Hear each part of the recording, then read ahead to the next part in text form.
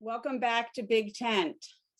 We're honored tonight to hear from another democracy hero, retired U.S. Army Lieutenant Colonel Alexander Vindman, who rose to fame for his direct, honest, and heartfelt testimony at the first impeachment trial of the former president. Alex was in the Situation Room listening in on President Trump's call with Ukrainian President Zelensky, and he heard the request, "I would like you to do us a favor, though," a favor that was intended to help Trump get reelected. Alex's memoir, Here Right Matters, takes us from his childhood as an immigrant in the United States through his decision to report what he heard on that fateful call, his testimony at the impeachment trial, and his decision to leave the Army once he recognized that politics would always get in the way of his military career. Alex is now a senior advisor to Vote Vets and the VetVoice Foundation. The VetVoice Foundation empowers veterans across the country to become civic leaders and policy advocates. We also welcome John Stoltz tonight. John is a leader in the Iraq and Afghanistan veterans community and a leading voice on veterans issues. He's the founder and chairman of Vote Vets and senior advisor to Vet Voices. John and Alex know each other from John's days at War College when Alex was a mentor to him. The two of them will have a conversation for about half an hour. Following their chat, we'll open up for questions. Janessa Goldbeck, the executive director of the Vet Voices Foundation, will join us for the Q&A. If you're inclined to support their work, you'll find a link to donate in the chat, and of course, we will send it to you tomorrow. Please join me in welcoming retired Lieutenant Colonel Vindman and John Stoltz. Thanks, Sue, for the warm welcome. I'm very looking forward to having this conversation and joining here. I appreciate it as well, Sue. Thanks. And it's incredible turnout. And we really appreciate the opportunity to talk to the group. I guess I'll kick it off, Sue, and we'll chit chat a little bit. We'll kibitz a little bit, you and I, Alex. I always find it interesting when your name popped up, just because you and I are from the late 90s year groups into the Army Officer Corps, and then we reunite again. I wouldn't say Alex was my mentor at War College. I would say I probably wouldn't have gotten through without it. Luckily, I was. It was more than a mentor, right? It was, I was your guide. I was your, your touchstone. I was your warm embrace. Ironically, I know the news about the Ukraine is on everyone's mind, but if it makes folks have more confidence in the U.S. military, we've been extraordinarily focused on the Russia problem set now for years. And the tabletop exercise at War College, I got to play Russia, and Alex was just my expert and my ringer, and we were extraordinarily successful, which ironically is a lot of the problems that are playing out now. So Alex, I was going to ask you a couple questions to set the table, about what you do with us here at Vote Vets, but also just to make sure, we learn and set the table for the rest of the conversation. And I guess I'll start with some of the military stuff. And for folks that haven't read your book, Here Right Matters, walk us through sort of how you go from Iraq. I was in Iraq in 2003. I think you were there in 2004 when, there was no armor capability on the ground. How do you go from being, an infantry platoon leader on the ground in Iraq, where you get a Purple Heart, to the National Security Council? What did your military trajectory look like? Sure. That led you to the point of being on the National Security Council? Well, I think, it's interesting. I think there's something to be said about the subtitle to the book. It's Here Right Matters, an American Story. And it's really one of those kind of almost classic stories of coming here as a refugee from the Soviet Union as a toddler. Nothing. My dad had $750 in his pocket. Worked very, very hard, and still really the kind of ideal values that were very well aligned with military values, and gave us a work ethic to be successful. I started out like you in the late 90s in a different kind of military, post-Cold War military, outside of any significant wars. Then, as we know, after September 11th, all that changed for the country, and we were immersed into 2 decades. I was an infantryman at the time, airborne ranger,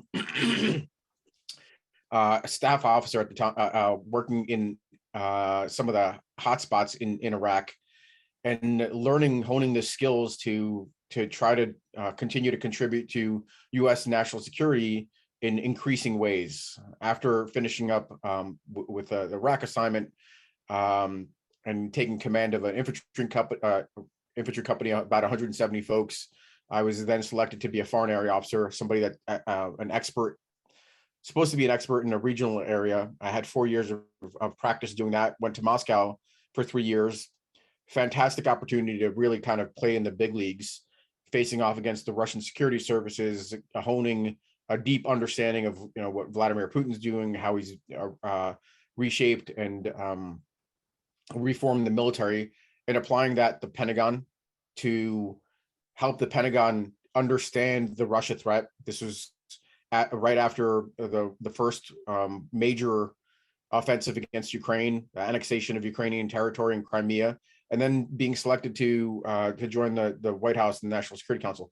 So what you have there is just kind of an awesome series of opportunities that were put in front of me, through some combination of fortune, as well as hard work and diligence and kind of mastering a craft. But all those things came together, and at each step I did the best I could, and found myself responsible for Russia policy, responsible for Ukraine at the White House, and ultimately in a position to take all of those lessons that I learned from my father, from the immigrant experience, from 2 decades of military service, from combat, from working as a diplomat, and apply all of that to first craft a policy for Russia and Ukraine, and then to defend democracy. When I saw the president of the United States, basically cast all of that aside, U.S. national security interests, in favor of a political outcome, looking to tip the scales in his favor in 2020. All of these things came together in those months, on the phone call, and preceding the phone call, on the phone call, and then through the testimony. I drew on every single bit of my experience to try to pass through in a kind of an honorable way, in a way that I could kind of look back and not have to question whether I could have done more or could have done better. Take us back to the phone call real quick. There's been a lot of debate. I'm watching all the shows myself, about folks talk about military problems and not military problems. And, obviously Iraq was not exactly, a military problem. 100,000 troops on a border is a military problem. Take us back to that phone call. Do you feel vindicated considering, anti-tank capability, anti-armor capability needed operationally to defend Ukraine was really what was being requested from the Ukrainian government? Do you feel vindicated at all that essentially the impeachment was about something that right now would make a difference for the Ukrainians to be able to defend themselves? Well, that's all very true. I think the amount of damage that that President Trump did is pretty telling and immense. I think we should recognize that there are some superb people for working government. We saw some of those folks in action in the impeachment. We had Fiona Hill, Masha Yovanovitch, Bill Taylor, all these honorable civil servants, public servants. But then you had a cohort of political appointees, all handpicked by the president and his inner circle, and they were working in a completely different direction. They were looking to advance their political agenda, and unfortunately, those efforts really damaged our ability to get the Ukrainians in a better position to fend off Russia. That was the first couple of years. The remainder of the Trump administration, and even the beginning of the Biden administration, we really didn't have that a healthier relationship with Ukraine. Unfortunately, it's under the crucible of war and this particular test that things are coming together, and now Ukraine's getting what they need.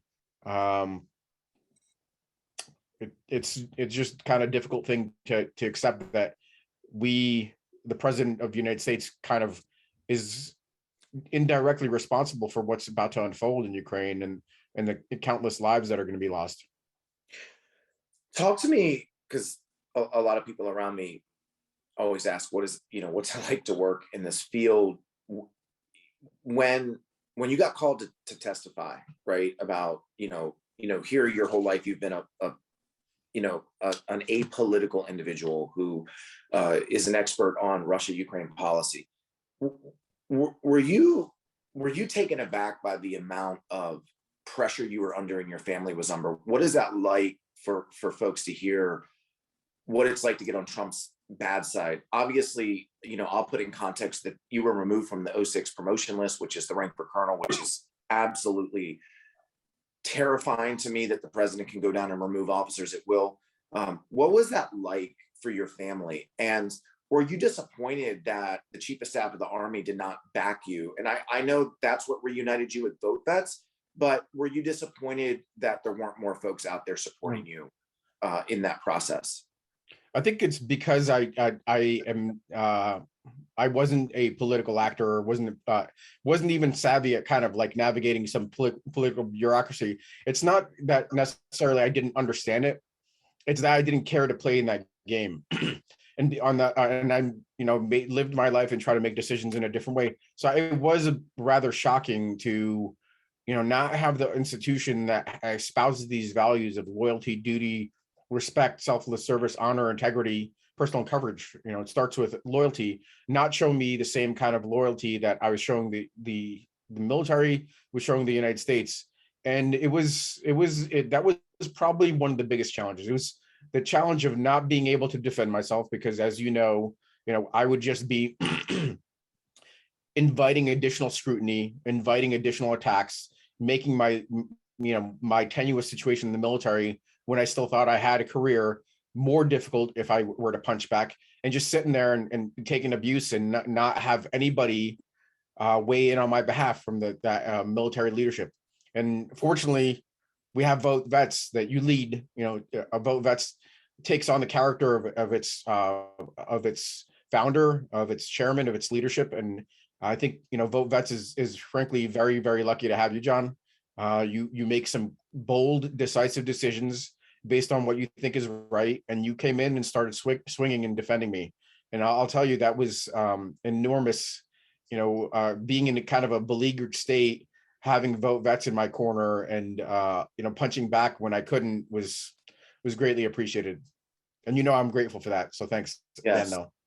Again, we're proud to stand with you, Alex. When we started the organization, we started it to give veterans a voice, whether that's running for office or on policy. So we see a lot of the veterans groups sometimes stay on the sidelines and be afraid to take principal positions. And, we're proud to stand with you. The attacks on you and your family. Joe Biden outperformed Hillary Clinton by 14 points with veterans. Okay. That means that he did much better with veterans than she did 4 years earlier. I know President Biden, there was theories about certain constituencies he was going to do well with. He didn't. He underperformed with Latino voters. Do you think the attacks on you and Gold Star families and the war that this president waged against the military for 4 years, how much do you think that hurt him with the veteran vote, that although he may have lost in some, he was able to chip so many more votes away? I mean, what are you seeing, in regards to Trump and his attacks on the military, and how do you think that played out for him in November? Sure. Do you So feel? I think it was decisive, and that's not a kind of whimsical statement. It was not just decisive because the voters themselves, but the influence of veteran voices on the general population. As the military enjoys a very, very high confidence level in the public, higher than any other institution in government. And it's the voices of the vets and the influence of vet voices that was maybe decisive in the outcome of the 2020 election. In Georgia, we know that for some reason Donald Trump, who should have kind of read the polling, thought that he was going to somehow get the windfall and vets coming in on his behalf, absentee ballots coming in on behalf. He was trounced there. I think it's the same thing in a place like Pennsylvania, kind of the heartland, where certainly the urban areas were going to go for a Biden because of policies, because there was an absolute rejection of Donald Trump and Donald Trump's lack of values. but I think it was also the rural areas that went in a way that either Biden less than in 2016 or 16, or I'm a half glass full guy, so or one more. And I think those voices are absolutely critical. I tried to use my voice as best as I could. I was quite uncomfortable, as you know, leaving leaving service and joining the political fray. But I thought that 2020 was going to be a make or break election for the United States, and I did everything that I could. I guess everything that I was capable of doing at that moment. Everything from appearing on primetime news, writing an article, and doing our ad together. That was a pretty powerful ad, and I'd like to think that was impactful and helped carry us across the finish line in the constituencies where it was tight race. On that note, since this is an academic conversation, we did see Biden's numbers move. We did see veterans move toward Biden 14 points more than Hillary, but 10% of the veterans who attacked, or 10% of the folks who attacked the Capitol were veterans. Okay. Yeah. Watching that, Alex, after everything your family went through, how did you feel, not just about that, but that there were veterans, veterans sometimes in Democratic seats? I'll take Mike Garcia, for example, a Naval Academy graduate, voted to decertify the election. Can you talk a little bit about, the other side of the spectrum? And I know you've taken a stance in that specific race already, but talk to us a little bit about how that made you feel after all of that, where, hey, you feel like you get a big victory only to see that the war is not over. And what are you thinking going forward in regards to democracy protection? Yeah, there's a lot there. But I guess I'll start with the veterans represented in January 6th. This is in a way the most patriotic lot, right? Veterans have put skin in the game. They weren't just waving a flag on 4th of July. They're there to defend the country. The biggest problem with what ended up happening with why so many veterans appeared is they were programmed through disinformation, consistent disinformation, and they felt that democracy was under threat because they bought a line, they bought the big lie, and were there to try to defend the nation. So that's why part of the activities that we have with our foundation, the VetVoice Foundation, and our campaign on disinformation is so critical, because we want those vets.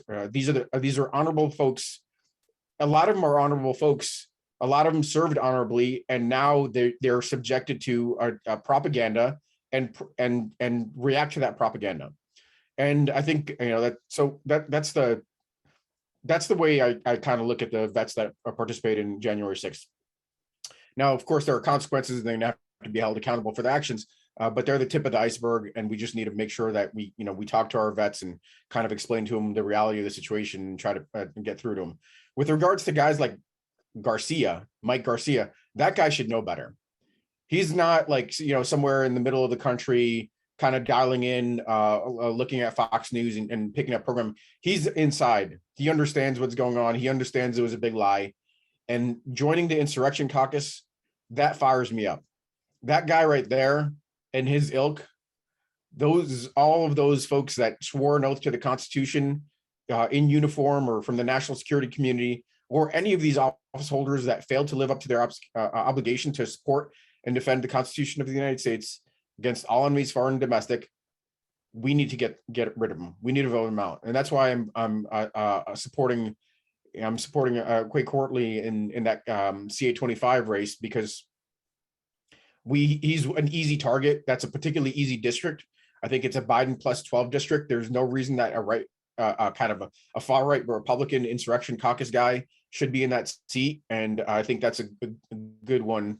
That's why I weighed in on that one. But it's really all of these folks, as far as I'm concerned, need to move out.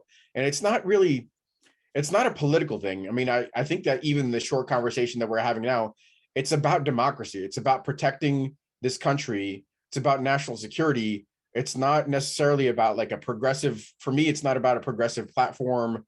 I mean, I grew up in New York City, so I tend to be a little bit more socially, open-minded than other places. But to me, it's about protecting the country.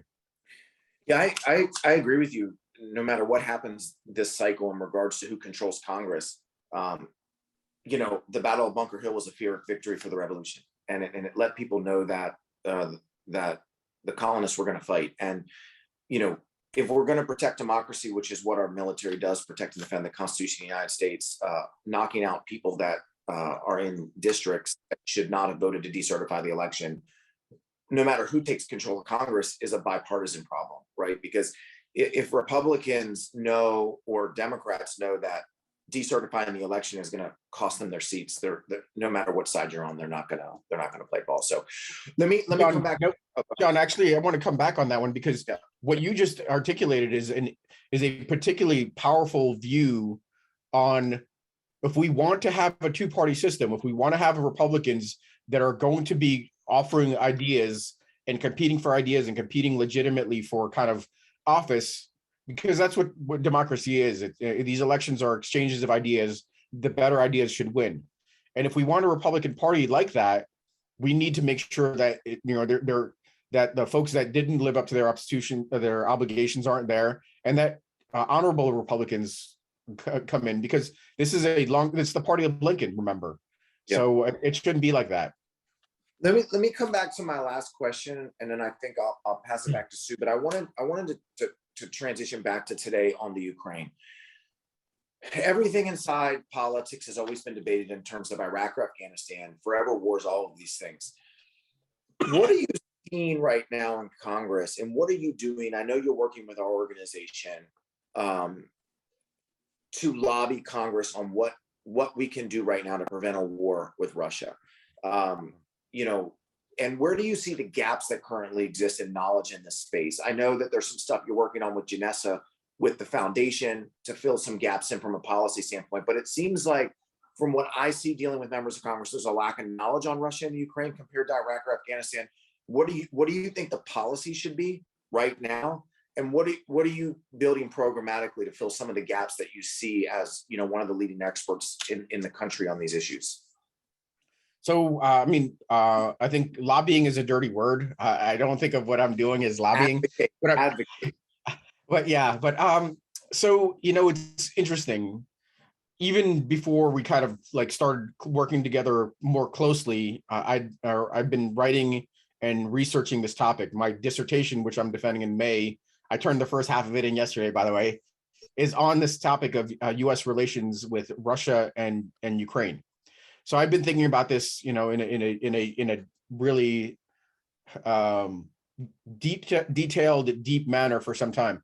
And my conclusions are that the reason we find ourselves in this situation with Russia getting ready to launch this massive war against Ukraine, it's been a war since 2014, but this particular offensive is going to be catastrophic. And I think it's more likely than not to happen. There's still a chance that it might not happen. I think the things that the Biden administration has started to do since January, with signaling severe sanctions and bringing together the alliance to push back on Russian aggression and try to deter Russia, those might possibly actually swing it in a healthy way. But I think it's more likely than not to happen, because all the indicators are still headed towards buildup.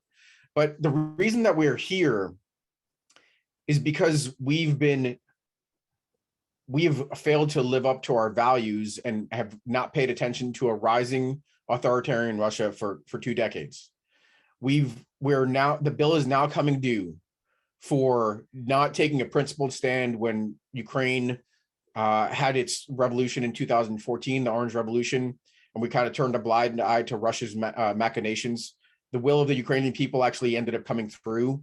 Those stolen election results were cast aside, and the Democratic candidate won. And then in 2013 and 14, when the president of Ukraine failed to heed the demands of his population, they turned against him, and he was swept aside. And again, you have thousands, tens of thousands, hundreds of thousands of Ukrainians out in the streets prepared to defend their democracy. This is the kind of country that Ukraine is. This is what they're prepared to do. Whether we support them or not, they're not going to roll over. So our positions are pretty much straightforward. We could support a democracy struggling against authoritarianism. It's on the front lines, We could support it because it's a buffer against Russian aggression against NATO, and our strongest, most important ally in the world is NATO and the Euro-Atlantic Alliance, and great instability there could really do some damage to our alliance and weaken Europe. So on both the values and the interest front, this is a no-brainer. This is what we should be doing. And you're right, there is not enough of a recognition as to what's at stake.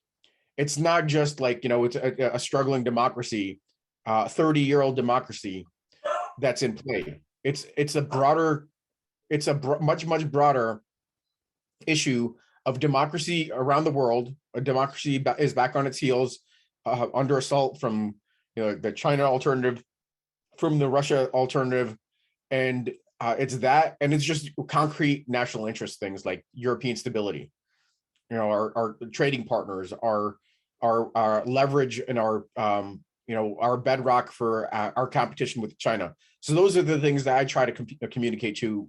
And that we had a long conversation with a bunch of congressional leadership just a couple of weeks ago. I've talked to folks individually. I've talked to my former organization.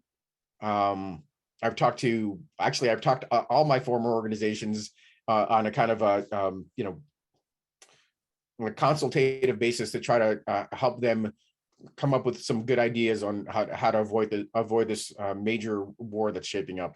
And that's what I think we need to do. I think that's why VetVoice gets it. VetVoice understands that this is not about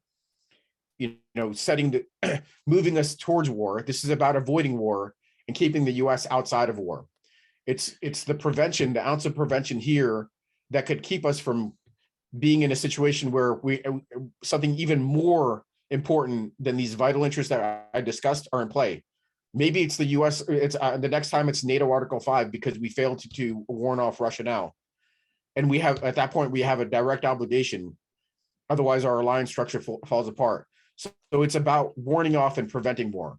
It's about buying down long-term risk by taking action now, and that's just the way things need to. Unfortunately, that's the way things need to be because we just didn't do enough historically with regards to pushing back around Russian aggression.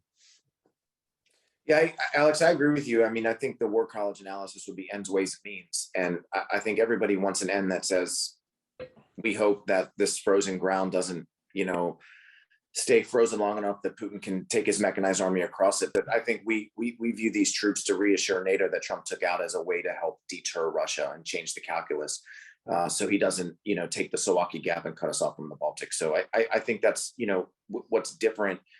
Maybe in our position from Afghanistan or Iraq, where here we view troops as leverage for diplomacy and leverage for diplomats to try to hedge off a conflict. So, Sue, I'm going to go ahead and ask. Political science term is hard power.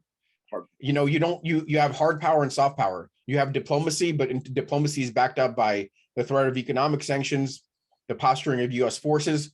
All these things need to be in play because these are the tools of diplomatic tradecraft. And I think, again, VetVoice gets it.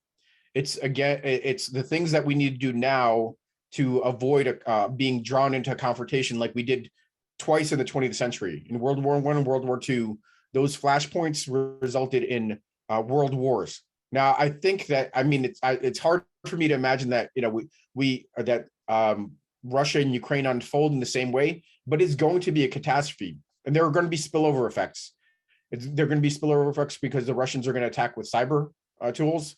And those things are not going to be limited to, the computers in Ukraine. We've seen those spill over actually historically, electronic warfare, propaganda, these weapon systems that are going to be in the war zone, falling us into, non-state actors' hands, all sorts of different ways that we could get drawn into something. And that's why we need to do everything we can to prevent it now.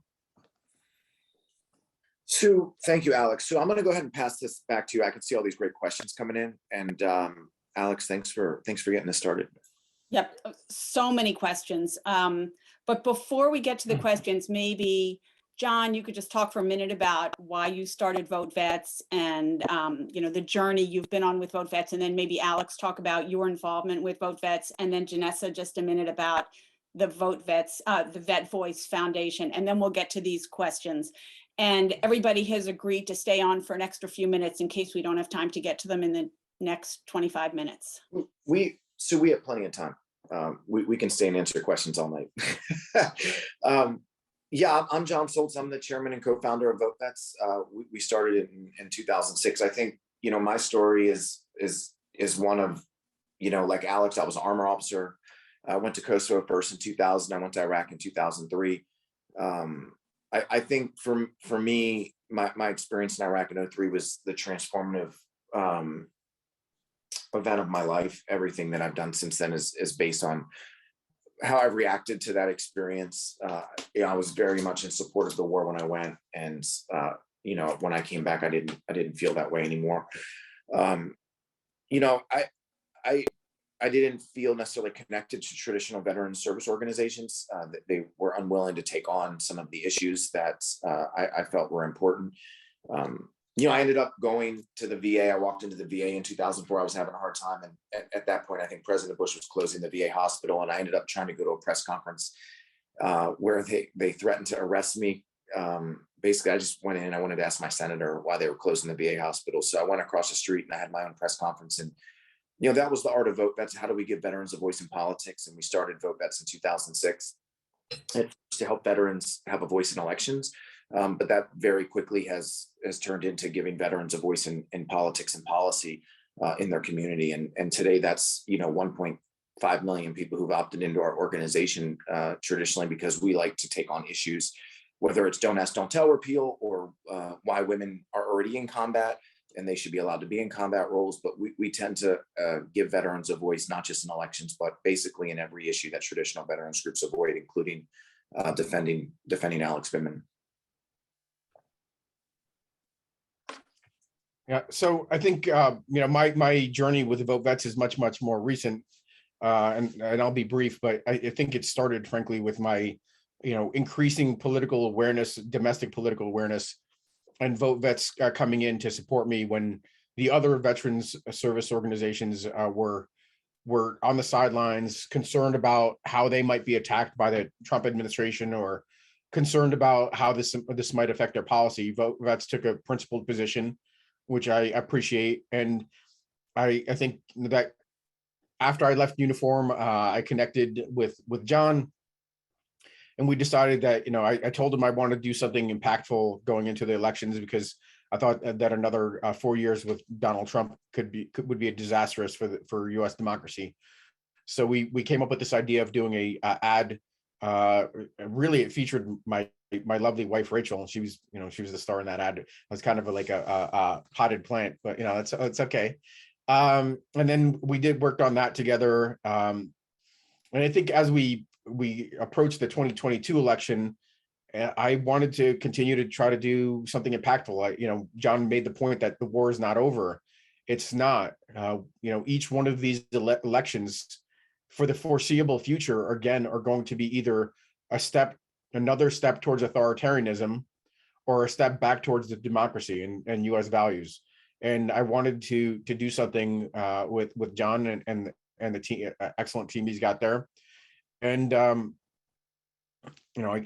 this is what, to a certain extent, it's being able to engage with congressional leadership.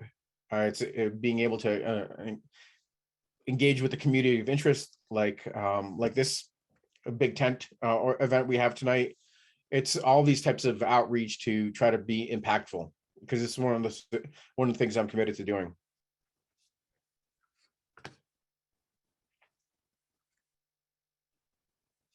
Janessa, I think. Janessa, you can unmute. Okay, can we unmute Janessa? All right, can you hear me? All right, well, thank you so much for having us. So really appreciate it. My name is Janessa Goldbeck, and I'm the CEO of VetVoice Foundation, which is the C3 nonpartisan arm of VetVoice.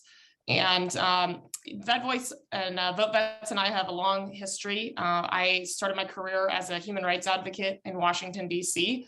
And after the repeal of Don't Ask, Don't Tell, I actually joined the Marine Corps as a combat engineer officer, right around the time that women were allowed to start entering combat arms professions. So my entire military career was actually shaped by national policy and advocates who stepped forward to change it, to let an openly gay woman serve in the Marine Corps, let alone serve with a combat arms unit.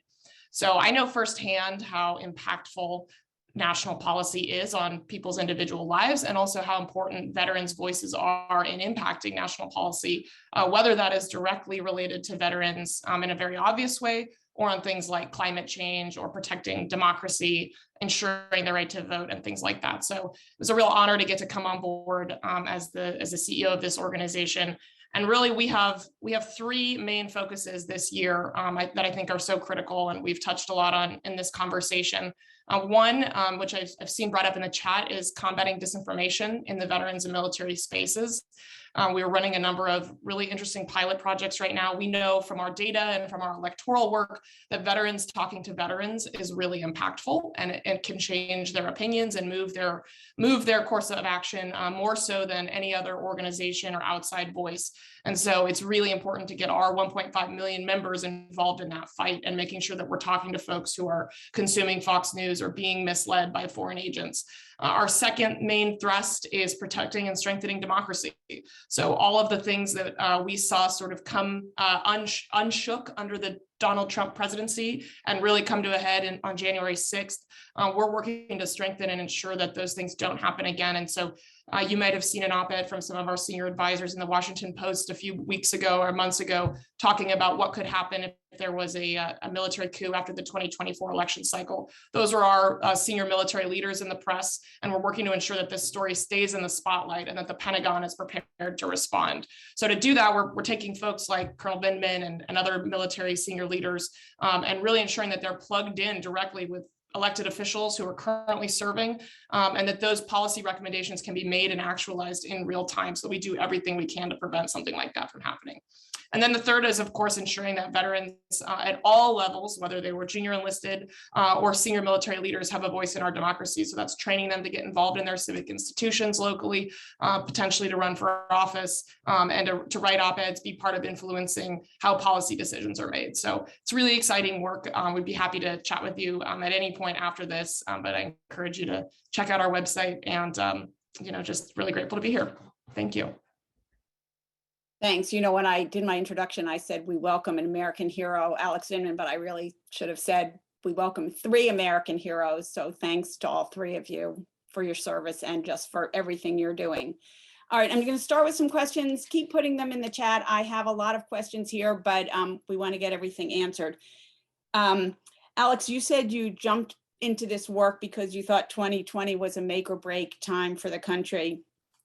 And then you said this is going to continue to be a make or break time every election. How will we get past that? How will we know when we are more secure? It seems like, just in terms of recent days, we've had people break with Trump. Pence started to, and then people started to side with him, and then they've been condemning the RNC's statement. But it's not enough. So how will we get there? How will we get back to democracy, a secure democracy? Yeah, so the US has frankly had multiple trials and tribulations, and it's kind of an ongoing project, whether it's the battle against systemic racism that, start at minimum, you could say that the opening campaign was in the Civil War, but we're fighting it to this day. So I think some of these things we're just going to have to deal with in the future. Some of them are features of the information age, and the fact that you have these what would otherwise have been fringe elements are now able to kind of coagulate and coalesce and not be so fringe, because across a country of 330 million people, you assemble some 1% of that. That's 3.3 million people still. That's a lot of people, and these are not isolated pockets throughout the country, as they may have been in other times, that believe in conspiracies. They're now kind of able to use that be magnified by that power of coming together. I think there are some fundamental issues. My dear colleague Fiona Hill wrote a fantastic book on this. I think it's is it Nothing for You Here, Nothing Here for You. It's about her own kind of origin story coming from the UK. But one of the things she did was really do this awesome job of diagnosing how kind of the failure to keep up with transformation in the 21st century impacted, and created these vulnerable populations that could be exploited in the Rust Belt in the Midwest. So it's populations that were left behind because of deregulation, or populations that were left behind because of offshoring of jobs, or populations that were left behind, because the economy's moved in a completely different direction. And to a certain extent, our leadership didn't keep pace with that. They deregulated, but they didn't kind of focus back on some of these fundamental challenges and the education that could help people be successful in the 21st century. So I think in that regard, we actually could grow our way out of it with good policies. I think in a lot of ways, I think that's exactly what the Biden administration is trying to do with Build Back Better. We could probably make some headway and addressing those issues. And then we have to take a very kind of proactive approach with regards to disinformation. That's not just the biggest, most important factor is domestic. It's the fact that we have relevant influencers that are playing this role, but there is also an external component, the fact that the Russians and the Chinese are playing the space, the Russians in particular, and we can be better at combating a foreign influence. So I see a path. It's not an easy path, and it's going to take some time, but I do frankly see a path. But I would be curious to hear what some of my colleagues have to say about this also.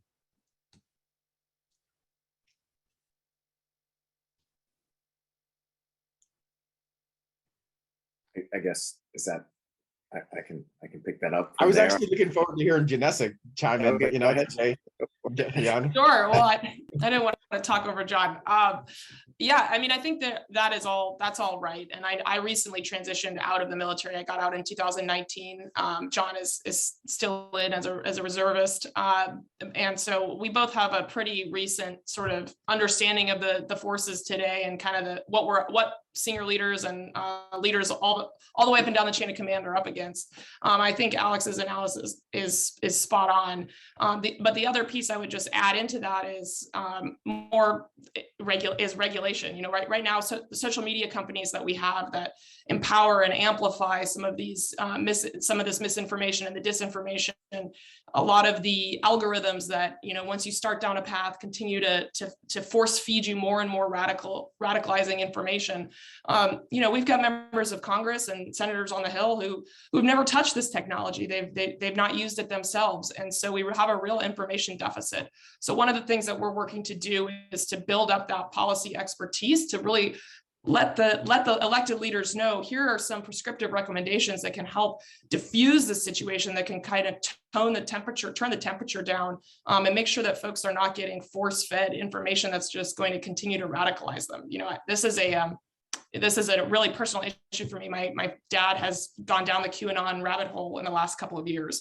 And so to live with that in my personal life, that really inspires me to want to make sure that this is something that we are really proactively going after head on, not just peer-to-peer through veteran to veteran outreach, but also at a larger national legislative impact.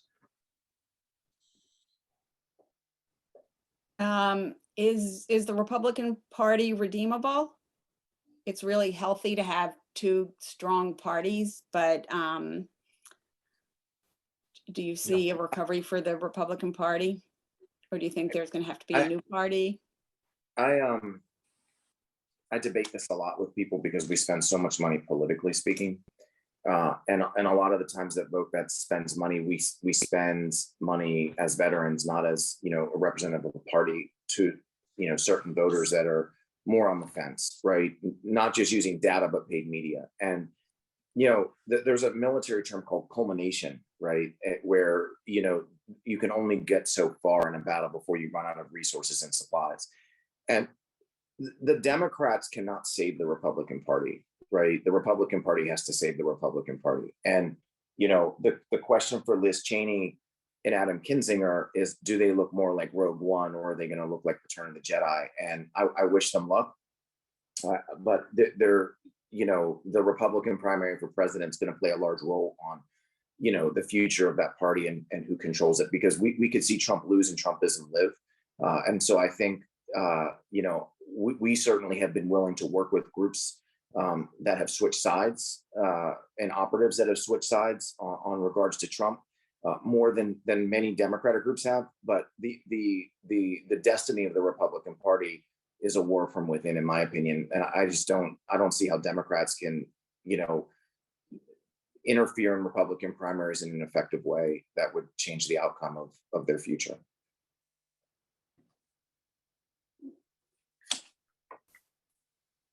Alex, just speaking of parties, there's a question asking if you're ever going to run for office.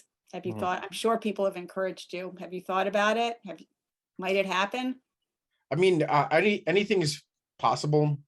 I think if there is a need, and I think I could be helpful, I could see something like that happening, but I don't have an appetite for it. And I think you have to have an appetite and you have to have a desire to do that. I think I could use my voice in a constructive way without being bound by, some of the rules that govern the way politicians operate. I tend to be pretty forthright. I don't know if that's necessarily a good thing as a candidate. It should be something that we look for in our candidates. But I guess the bottom line is I would seriously consider something like that if it was a decision between a nefarious actor and me being able to step in and do some good. Those are the kinds of situations where I think I could be useful. People call all the time for Alex to run for office. Just so no spoiler alert there, but there's a lot of interest in Alex running. I mean, I don't want to drive a truck over your ego, Colonel Vindman, but what about your wife? She's pretty. I'd like to see her run. I mean, that would be good. Maybe we could have 2 seats. Who knows? I don't know. There were questions about women running for office in the chat. What can ordinary citizens do? What can everybody on this call do to protect democracy? Well, we should realize that the democracy is a it's a kind of a poor metaphor, but it's a enterprise that requires participation. It is not one of those things that people could sit back on the sidelines thinking, well, we're good. The country's existed for 240 something years, and we'll be fine. We're on cruise control. I think that's part of the problem that we're having right now. There's both a kind of an apathy, as well as a feeling of impotence, I guess, where either on one hand you don't think you could do anything to fix it, or on the other hand you think that it's fine the way it is because you're focused in on your local community. I think we just need to recognize the dangers that exist, and it's more than participating in a 4-year presidential election cycle. It's more than participating in a 2-year cycle. It's more than just voting every time there's an opportunity to vote and have your voice heard. It's participating in the local politics, even with regard to schools when you have your kids in school. That's probably the thing that could really help ease the challenges that this country faces if people start to participate and plug into democracy. We're one of the countries, because we've had it so good, we're so comfortable. We're one of the few countries in the world where people don't participate in the democratic process. There are other countries that have had a more checkered history. People participate in a much bigger way. I think, Sue, looking at this election, and I believe me, the state legislative races matter because they shape the congressional districts, right? So, in the military, we would call it shaping operations. And I think getting involved in your community at the local level is the very first way that people can protect democracy. I think the second issue you hear about is, this election and Democrats, if they lose control of the House or Senate, it's over. And I don't think it has to be that way. I think that shouldn't be the attitude for Democrats. It should, if people really care about democracy, then there are races out there right now that are democracy races, even if we're talking about healthcare or mass. And, Alex brought up one of them before. If Democrats win or lose the House or the Senate and Republicans move to decertify Biden's victory, we want to set the conditions as people who care about democracy that if you vote to decertify that election, your career is over in politics. And That needs to be the goal for Democrats, because guess what? Democrats may lose, okay? But there should be no reason anybody in a Democratic seat should vote to decertify. And there should be nobody in a battleground seat that should vote to decertify. And we saw this is how Republicans fought against Obamacare. This is how Republicans held the line on the surge in Iraq in 2006. And so understanding the map and understanding the places where we have to hold accountable people on democracy strategically is super important for every election. And understanding that we have to make these issues voting issues. And I hope that folks will join us on that, because that's not really a Republican or Democrat issue, no matter who's in control. I think those are incredible calls to action. I'll add a couple little thoughts as well. One, this is, as John is talking about, voting to decertify the election should be the end of your career in a democratic system. And VoteVets on our C4 side has a slate of endorsed candidates who are running against insurrectionists. So taking off my C3 hat for a second, if that's of interest to you, I'd really encourage you to check that out.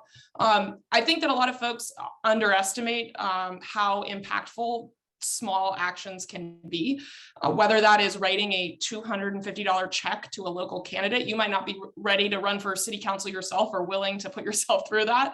But I guarantee you there's a candidate for school board, city councils, state assembly in your area that, a check of that size can mean a meaningful difference. And so that's just something to take a look at. Also doing things like making phone calls and sending texts. On our C3 website, on the VetVoice Foundation website, we have a volunteer sign up form. I had the honor of serving on now President Biden's Women's Veterans for Biden's National Council. We would host weekly and monthly phone banks across the country asking people to join. And this is a national race. And yes, there are lots of groups out there doing that, but I was surprised by how few people would show up to those events, because a lot of folks think it doesn't matter. But you can, if you have 10 meaningful conversations in a night with someone who maybe hasn't made up their mind, and because of cable news, we sometimes forget that those people exist, but they really do. They are what swing elections. The margins of victory for President Biden were very small, and they were reliant on folks who changed their minds or came out to vote because they felt so threatened by President Trump. These actions really matter, and the smaller the race, the more they matter. So I hope that you'll consider taking a look at some of those races on our site, or getting involved through our volunteer portal. I'm going to lump together a few questions about veterans. At some point, the Trump administration instructed the military to tune TVs to Fox News on bases. One of our members notes that Fox News is on the TV at her uncle's veterans home in Kentucky. You said that some of the veterans at the insurrection actually thought they were doing their patriotic duty. Do you sense a difference between the patriotism of older and younger vets?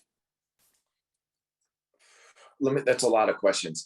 Let me first start with dealing with the older younger vet dynamic, right? There's never going to be veterans in Congress in the future like there was in the past. I don't care if someone gave vote vets, all of the money in Tesla stock today. There would never be enough money because there's no draft. And without the draft, when we built vote vets, we built it more on the human rights campaign model of how do we get people to care about veterans issues and support veterans if they're not veterans, because in the future, there's going to be a lot less. So what we have now is an opt-in system, a system where people sign up. There are certain states more people sign up from than others, but there's a recruiting center in every state in America. So ideally, we get people from the cross sections of the country. And so I think the big difference now is that you just have a volunteer force versus a force that you had pre Crichton Abrams when the draft was ended after Vietnam. That was a draftee force. In regards to the Fox News conversation, I obviously spend a lot of times at the VAs and the military bases. Yeah, there's Fox News on TV. Sometimes there's Rachel Maddow, and I'm not saying that I like Fox News. I think folks know my opinion on that. I think there's some hard questions that we want to ask organizationally, like, can you get Parler on a government network? What are the websites that are radicalizing people? And, there are certain websites on a military computer you can't go to. OANN, and for instance, and so these are issues, but it has a lot to do with who's in charge of that orderly room and who has that remote control at the time. Because there are times where you can go into a military base and see MSNBC and CNN also. That's not to say the military leans conservative. I view it as that, that's probably the case. But there's certainly a lot more people that aren't conservative in it than people think. So that's something we're looking at organizationally, specifically in the disinformation and how those IP addresses hit, military communities and military areas. And specifically as a government network, allowing people to get onto websites that would radicalize them or be against the values of the military. The biggest manifestation I see this, and I have to be careful not to represent the Army's position here, is on the COVID vaccine. I've had every vaccine known to man. I've had anthrax, smallpox, everything. There's a substantial amount of resistance to the COVID vaccine right now. And I think that's where we see the most manifestation on some of this stuff. John's totally right that because we don't have a draft and we have an all volunteer force, the size is growing smaller. But I think it's important to really underscore that veterans are not a monolith, and we increasingly represent the diversity of America. Like over the last 30 years, racial and ethnic minorities have entered the military in increasing numbers, which means that the diversity of our veteran force is increasingly looking like America. And the Department of Veterans Affairs has projected that by 2040, minorities will actually make up almost 36% of all living veterans. So that means that when we're thinking about what is a veterans issue, we need to think intersectionally. We need to think about who veterans are. They're not just old white men, which is a lot of times what people think a veteran is. They're increasingly Black, brown, LGBTQIA, and women. Do you three feel confident that if it came to this, the military would protect democracy? Right now, I do. That's not to say we haven't seen some fractures in the last several months. And again, I'll bring it up with heads of National Guard states, resisting the COVID vaccine, even though the federal government foots the bill for them. Those are frightening dynamics. And the op-ed, people haven't read it. We're happy to get it into the box here by Paul Eaton, General Tagubo, and General Steve Anderson. And Janessa alluded to some of the wargaming we're going to do in the C3. We're concerned about that overall, and I think the op-ed states that. But right now, I still believe the military protects and defends the Constitution, and I believe the military would have held on 1/6, even in the eyes of Trump. I know Alex is not a fan of General Milley, but I think his comments have stated that. Although it's an area of concern, and when we start to see National Guard tags resist COVID vaccine, we haven't seen that type of fracture since integration in regards to the military. So yes, but it's concerning the direction we're moving. And I don't know if Jen or Alex wants to add to that. I'm a little bit less concerned, frankly. I think that I do. I mean, I served in the active duty force for 21 and a half years, and it is a apolitical force. You typically, I guess I've been out for about a year and a half now, and it's possible that I'm missing something and we're moving in a different direction. But you wouldn't really discuss politics. You wouldn't discuss there wouldn't be a huge amount of dialogue around political issues. It's just not the kind of, and most people wouldn't necessarily easily identify what political affiliation a service member had. And I think, those values do mean something. Those values I mentioned, the loyalty, duty, respect, selfless service, honor, integrity, personal courage. People swear multiple oaths to the Constitution when they enter military, when they get promoted, and they take their obligations seriously. I think that the military will take a principled position and do what it was designed to do. It's designed to defend America. It's designed to defend America from overseas folks, but it's not going to be a kind of a force to harm the country. I was quite confident that the military was going to hold the line on January 6th. It didn't come to that, but I didn't think that we were going to be drawn in that kind of way. I thought if anything, they might sit out on the sidelines while other actors, try to hang on to power. But unfortunately, the incompetence of the Trump administration came through, as it always does, and we were saved in that regard. All right, I think I'm just going to limit it to 2 more questions. You guys are so nice to stay on. There was a question in the chat about the actual, the event where you heard Trump ask for a favor. And the question was, what was the reaction of everybody else in the room? Were you the only adult in the room? Were you the only one who felt compelled to? And let me just say that the book explains this, and it's really an amazing book. So everybody should go out and buy Alex's book tonight or tomorrow. But can you describe being in the room? Yeah, so it's interesting. You know, the people kind of think that everything started just with this phone call. This whole kind of corrupt enterprise was unfolding for several months before it started. Being the kind of the senior official at the White House responsible for this relationship, I was trying to navigate Ukraine, which is supposed to be a strategic partner, having a new president coming into a position where there's a dynamic opportunity for reforms and for closer cooperation.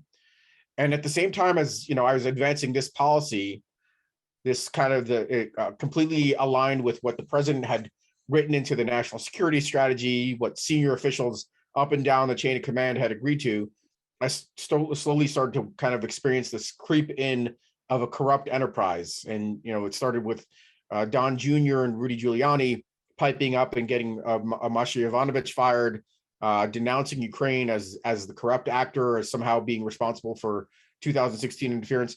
And really all the pieces were pretty much together before the phone call. The only thing that was missing was the president himself kind of coming in and saying, yeah, this is me. I'm the one that's driving the train. I'd certainly heard, because I had been conducting a number of meetings to help provide Ukraine its military assistance that was directed by Congress, that the president was the one that was giving these instructions. But that's pretty high bar. And I was reluctant to kind of believe, I kind of rationalized the president of the United States couldn't be doing this. As bad as he was, it's not like I had blinders on. I knew, you know, who he was. I just didn't think he was going to kind of subvert U.S. national security interests. And finally, you know, when that call came around, I scheduled it. I'll own it. I kind of thought it was the right thing to do, that the Ukrainians needed to show of support with that phone call, and they wanted a White House visit, and they needed to purchase additional military assistance in these javelins. I thought it was the right thing to do, but it also, you know, offered the opportunity to see expose the president, I guess, for who he was. Now, my action was to take that through the proper channels. Once the president, you know, said, "I'd like you to do us a favor," though, I knew what my obligations were. They were basically to report it. You know, I didn't think I was going to be in that position, but I did. I followed through on what I was supposed to do. And then it was everything. Every decision after that was kind of just staying true to my ethics and values, and start doing the right thing. You know, the reports were behind closed doors. Eventually, it was exposed, and I had to testify in front of Congress. And I just wasn't going to be cowed or, you know, compelled to coerced to backpedal or protect my own career. There were much bigger things at stake, like to the 2020 election cycle, like democracy. And I wasn't going to be the weak link. I said I was just going to ask one more question after this, but I'm going to ask 2 more, because a mother of someone in the infantry asked the question that she's disturbed by what the young Marines are saying. She doesn't think that the rank and file are apolitical. And so can you address the difference you see among the ranks in their understanding of their duty to defend the Constitution? Well, I think part of it, and I would definitely want to let my colleagues that are, you know, that have that pulse on the situation probably better than I do. I think we have to remember that the military is in large ways representative of the country. So if the country is polarized, you'll have some of that creeping into the military. If you know, the communities that these soldiers come from are polarized and radicalized, you're going to have that creep into the military. But that's different than, you know, the folks that have committed to years and decades of military service, and being potentially bending on their obligations and their duties to defend the country. So I think, yes, you're going to have some of that, and there's probably too much of it. I'd say in the Army historically has been populated by young white males coming out of the South. And the Marines, a little maybe more diverse from the Northeast. And I think they're somewhat representative of the communities, and maybe a little bit more insular and closed-minded and susceptible to different kinds of narratives. But it all seems to work. This is a large military, over 1 million people, and it works. And I think it oftentimes does live up to the institutional values. I would just say on active duty, the way soldiers and Marines and sailors and airmen are allocated is completely random. So it's to get the consolidation on thought is completely diversified. So and again, when you're dealing with where the officer corps is and senior NCOs versus some of the enlisted folks, I mean, we're always going to have difference of opinion. I think we see it now because of social media. We didn't see that 30 years ago. But the active component military is, we move people every 3 and 2 years. So it's hard to create that type of consolidation you would need to cause a major problem. That's why I flag the Guard as a little more of a concern, because we've seen these generals now resist the COVID vaccination in their state. But I'm not really super worried about, the one-offs on social media or the Marine Lieutenant Colonel who went off the rails. We also had a colonel that basically lost his commission because he didn't think President Obama was born in the United States. So, we've had these things, and the military, the individual who resists loses. We had a lieutenant that wouldn't go to Iraq because he said it was, immoral. He lost. And so there's, the Uniform Code of Military Justice is extraordinarily strict in handling these types of issues.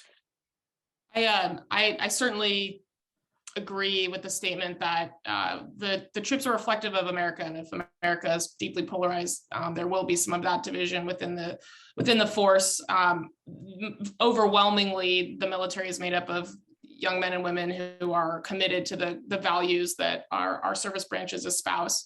That said, I have a slightly different perspective than my esteemed colleagues because I come out of the world of genocide and mass atrocity prevention. That's where I started my career as a young advocate.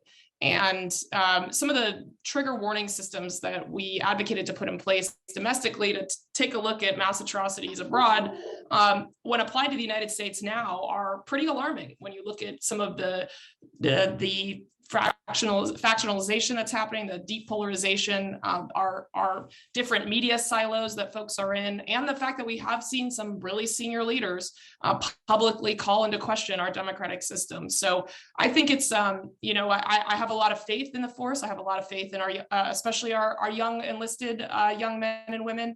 But I do think that as an organization, it's our responsibility to keep the lens focused on this potential threat. And that's why I shared that op-ed in the chat. One of the things that VetVoice Foundation is working on right now is putting together a war game led by some recently retired senior military leaders, folks who have just come out of DOD at the top echelons of civilian ranks, to actually game out what would happen in 2024 if we were to have a seriously contested election specific to the military and chain of command. So it's something we're looking at, that we're keeping our eye on the ball on, because it is a concern, and I think it's something that we have a moral obligation to continue to spotlight. All right, this will be the last question. We've talked a lot about misinformation. At Big Tent, we spent a lot of time talking about messaging, and we spent a lot of time discussing the fact that the Republicans are just much better at messaging than the Democrats. So what would be your advice to the Democrats, to Biden, and to candidates to get the message across? I agree with you. We spent $36 million last cycle, and there's times when I watch the other side's messaging and I say, wow. And when ad firms call us and say, what makes a great VoteVets ad? VoteVets is one of the groups that makes good ads for Democrats. We want to make your ads. And I'm like, well, what do you think makes a good VoteVets ad? And they're like, well, we've got the best people who write scripts. And I always think what makes a great ad is the story in it, right? Bringing to life people that matter and have real stories. And so, yes, we're throwing a lot of pulling at the wall right now, looking for stuff. I can tell you the stuff I find really interesting. I find it interesting. There's World War II veterans that are losing the right to vote across America that have fought for this country, and bringing their story out to talk about voter suppression and people that voted to take away people's rights to votes that are running for office. I find it interesting that there's veterans who fought harder at Capitol Hill to protect the Capitol than they did in Iraq or Afghanistan. That you can turn the Blue Lives Matter argument on its head. And so what we're interested at VoteVets is always bringing real stories to life, not putting facts on a screen. And I think a lot of the times Democrats rely on, tested messages they use from one client, they transfer to another. And we don't do a good job of bringing real people to life and real people telling their stories. And we're committed to that. And I like to think that's why our ads are at the top of the heap when it comes to, being able to persuade voters that are on the fence. Okay. Thank you for staying on extra time. Many, many thanks to the three of you for spending time with us tonight. Everybody else on the call, mark your calendars. On Tuesday, March 1st at 7 p.m. Eastern, just before the State of the Union, we're hosting 4 leaders in the pro-democracy movement. They'll answer 2 key questions. What are the threats to our democracy, and what can thwart those threats? Our guests will be Deval Patrick, Chair of Bridge Together, Joanna Lidgate, CEO of States United Democracy Center, Angelo Carasone, President of Media Matters, and Noah Bookbinder, President of CREW, Citizens for Responsibility and Ethics in Washington. And Hagar Shamali will moderate the conversations. Thanks for joining us tonight, and another thank you to our incredible speakers. Hope to see you soon under the big tent. Thanks.